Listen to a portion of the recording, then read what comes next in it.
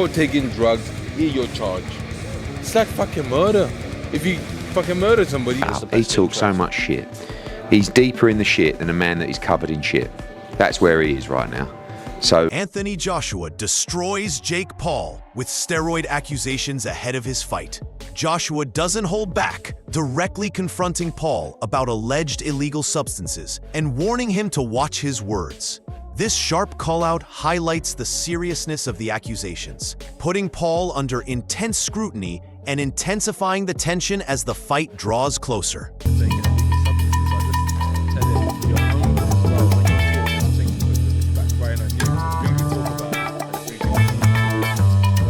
Anthony Joshua's call-out exposes the seriousness of Jake Paul's alleged drug use, demanding accountability in boxing.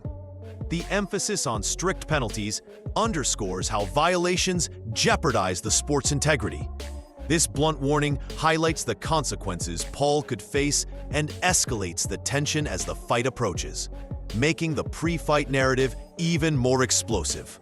They should, everybody who gets caught taking drugs should get a fucking 10-year ban, man. Fuck everybody. I don't understand why we have to fucking footsie around this shit for. Eddie Hearn exposes Jake Paul's failed drug tests, highlighting that the banned substance could result in serious consequences even a week before the fight. This revelation intensifies scrutiny, putting Paul's integrity under the microscope and making the upcoming clash with Anthony Joshua even more controversial. at least, the issue with that substance is it's banned in competition under the WADA code. And under the WADA code, in competition represents the day of the fight, which you could actually essentially fail a test for that a week before the fight. Johnny Nelson questions Jake Paul's judgment, pointing out the risks of taking substances that remain in the system. The criticism underscores how reckless decisions compromise both safety and credibility, further exposing Paul ahead of his fight with Anthony Joshua. To see statements from Team Ben, it just makes there's a cloud of suspicion over everything now. You know what I mean? Everybody linked to him, and it's wrong. You know. Ade Oladipo highlights how unbelievable it is that banned substances could appear accidentally in a fighter's system. This uncertainty amplifies the scrutiny around Jake Paul, making Anthony Joshua's accusations even more pointed. The controversy is escalating quickly, and every explanation or claim now faces intense questioning from the boxing world. If it's somehow in his system from other means, I know that might sound crazy, but I guess we have to give him the benefit of the doubt, do we? I'd like to think we do. But yeah, this is wild. Honestly, this is wild. Duke McKenzie questions how Jake Paul could fail both A and B samples, pointing to undeniable evidence of banned substances. This makes Joshua's accusations stronger and puts Paul's integrity in serious doubt.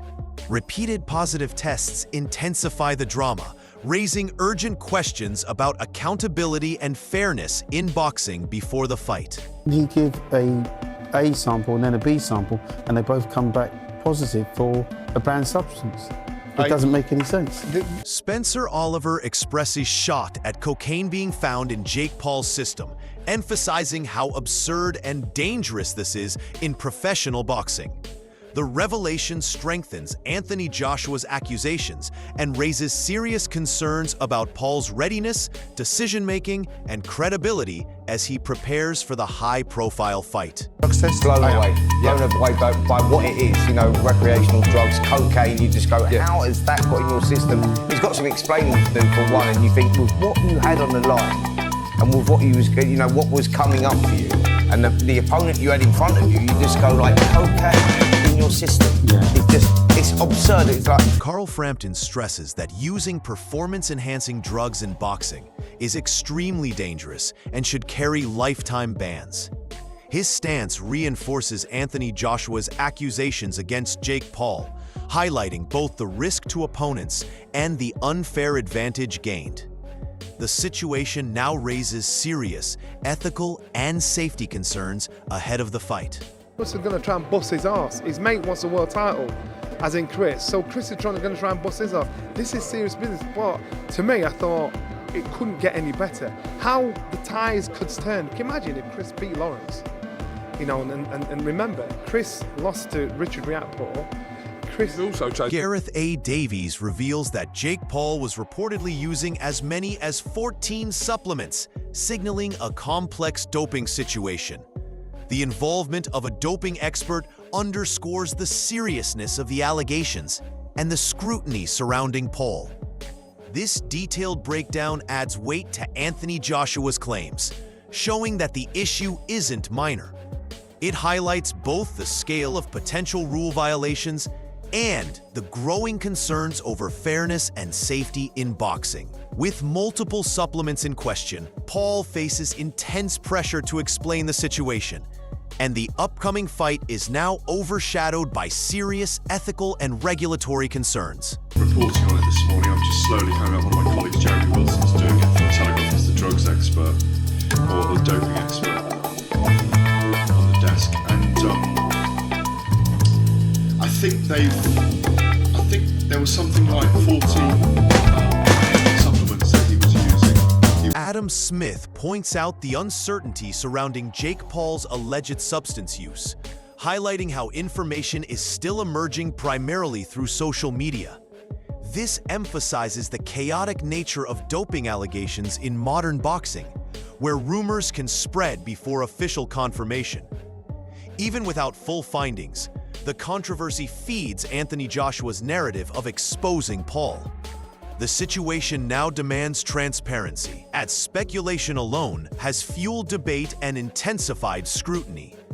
Every unverified claim or social media report adds to the tension, making the pre-fight atmosphere more charged and the pressure on Paul to respond and defend himself even greater. And I'll wait and see what happens. I mean, I don't know the findings. We don't know. I haven't seen statements really. I don't know. It's come out in the social media world. John Fury's comment hits hard, stating clearly that using steroids to gain an advantage is illegal and unacceptable. His sympathy for Jake Paul contrasts sharply with the criticism, but it doesn't excuse the behavior. This reinforces Anthony Joshua's accusations, highlighting the ethical and competitive risks of doping. In a sport where skill, timing, and strategy should determine outcomes, using banned substances undermines integrity. Fury's statement adds moral weight to the controversy, making it clear that while some may feel sorry for Paul, the rules exist to protect fighters and ensure fair competition. The upcoming bout now carries heightened scrutiny. It is illegal to use the steroids, and that's what he's doing to gain an extra. I feel sorry for him. Adam Smith expresses shock over Jake Paul reportedly failing a cocaine test, emphasizing how unexpected and serious this revelation is. The surprise factor highlights the gap between perception and reality, and further strengthens Anthony Joshua's claims about Paul's conduct. In boxing, where trust and adherence to rules are paramount, such failures raise red flags about safety, fairness, and preparation. Even without full confirmation, the reports have already cast doubt on Paul's credibility, adding tension to the fight buildup.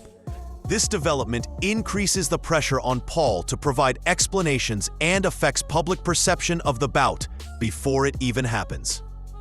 Eddie said to me yesterday at 60-40, so we don't know. I don't know if that is the case and he's failed a sample for cocaine. That's really surprising, massively surprising. Liam Goff breaks down the science behind banned substances and how long they can remain detectable in a fighter's system, explaining why even small amounts can trigger a positive result. This adds nuance to Anthony Joshua's accusations, showing that Jake Paul's situation isn't just about intent, but also timing and test type. Different testing methods, urine, saliva, hair, can all reveal substances for varying durations, making it harder for athletes to claim innocence. The implications are serious.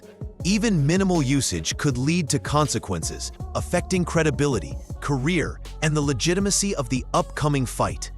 Understanding this complexity reinforces why Anthony Joshua's warnings carry weight, and why the boxing world is watching Paul's every move closely as the bout approaches. It's shocking when any fighter fails a drug test. It is incredibly shocking and disappointing. Johnny Nelson lays it out plainly. Performance-enhancing drugs cannot teach skill, timing, or ring intelligence, the elements that actually win fights. Even if Jake Paul gains strength or energy, these substances do not make him a smarter or more instinctive fighter. Anthony Joshua's criticism resonates here, showing that the accusations are not just about breaking rules, they're about misleading expectations. In boxing, championships are won through training, strategy, and experience, not shortcuts. Nelson's insight underscores why Paul's alleged use is so damaging, both ethically and competitively.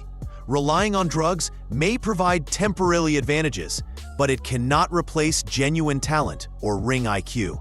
And the fallout could have long-term consequences for his career and reputation. David Morrell, I think that would be a really good chief support to that. That would be a big card in America, New York, ideally. Let's hope they get it on. Let's hope they do. There is now talks, people, about this AJ versus Jake Paul fight being December 19th. A few people have whispered it. I've seen a few tweets. Raises a controversial but critical point. Cocaine might be used as a masking agent for performance-enhancing drugs, adding a new layer to Jake Paul's doping allegations. This possibility intensifies the pre-fight scrutiny, making Anthony Joshua's accusations even more credible.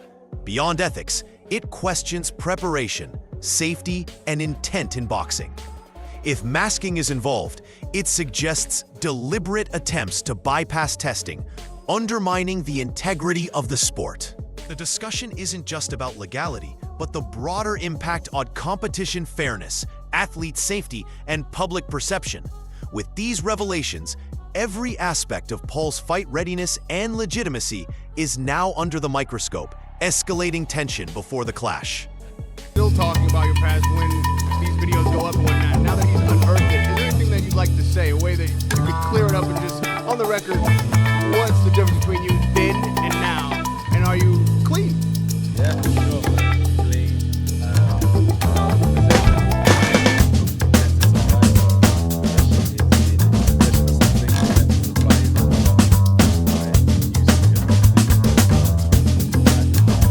As the controversy around Jake Paul's alleged use of banned substances unfolds, Anthony Joshua's accusations have cast a long shadow over the fight buildup. From failed drug tests to speculation about masking agents and multiple supplements, the scrutiny on Paul is intense, leaving no room for doubt that this issue goes far beyond pre-fight hype. Experts have dissected the implications, explaining how substances remain detectable and emphasizing that drugs cannot replace skill, timing, or ring intelligence. Every revelation has heightened tension, raising serious questions about fairness, safety, and integrity in boxing. Now, the spotlight is firmly on Paul to respond and prove that he can compete cleanly. The question now falls to the fans. Will Jake Paul face the consequences? Or can he salvage his reputation before stepping into the ring with Anthony Joshua? Share your thoughts and predictions in the comments. How do you see this fight unfolding after all the drama?